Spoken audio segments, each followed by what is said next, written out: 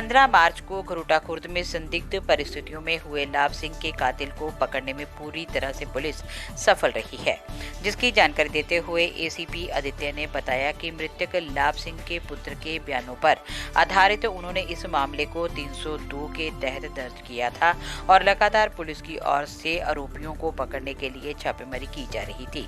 परिणाम स्वरूप अब उन्होंने मुख्य आरोपी करण सिंह को 12 बोर की राइफल के साथ पकड़ लिया है, जबकि इसके साथी की तलाश अभी जारी है।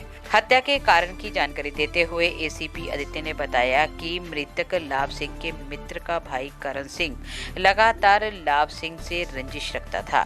उसके मुताबिक लाभ सिंह उसका अपने भाई के साथ जो जमीनी विवाद चल रहा था उसे वो खत्म नहीं होने देता था। यही कारण था कि उसने इस वजह को ही खत्म करने के लिए लाभ सिंह का कत्ल कर दिया और तभी से पुलिस की ओर से लगातार प्रयास जारी थे और आज वो आरोपी करण सिंह को पकड़ने में पूरी तरह से सफल हो गई।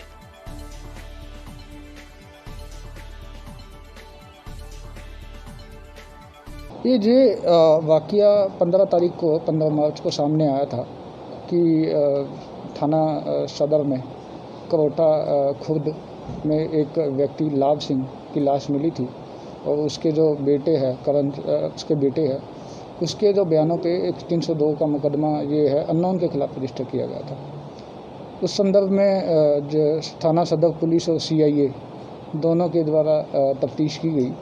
उस तफ्तीश में सामने आया कि जो लाभ सिंह का एक दोस्त है, उसका भाई है करण सिंह, जो गंदवा लड़ी थाना सुजानपुर का रहने वाला है।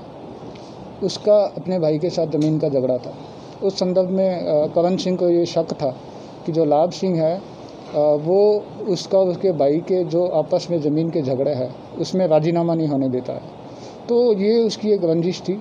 इसी रंजिश के तहत उसने 14 और 15 तारीख की रात को एक प्लानिंग बनाई और उसी प्लानिंग के तहत उसने जो 12 बोर की जो एक 12 बोर से उसका कत्ल कर दिया, जिसमें बाद में दौरान तफ्तीश उसने बताया कि उसके साथ एक व्यक्ति अरुण कुमार भी उसके साथ इसमें मौजूद था।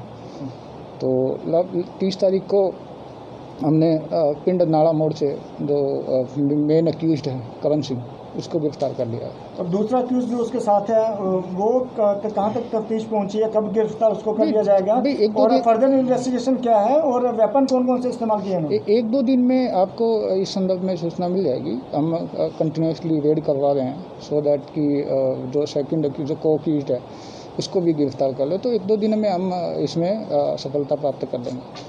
इस संदर्भ में जो करण सिंह ने जो बयान दिया है, जो अपने जो ट्रेसिंग है उसके अकॉर्डिंग हमें एक ये वेपन 12 बोर का जो एक 12 बोर का एक वेपन मिला है। साथ में जो जिससे इन्होंने कत्ल किया था उस संदर्भ में जो उसका खोल भी उसकी जो उसके जो बयान है उसके बयान मुताबिक पुलिस ने वो रिकवर कर लिए हैं।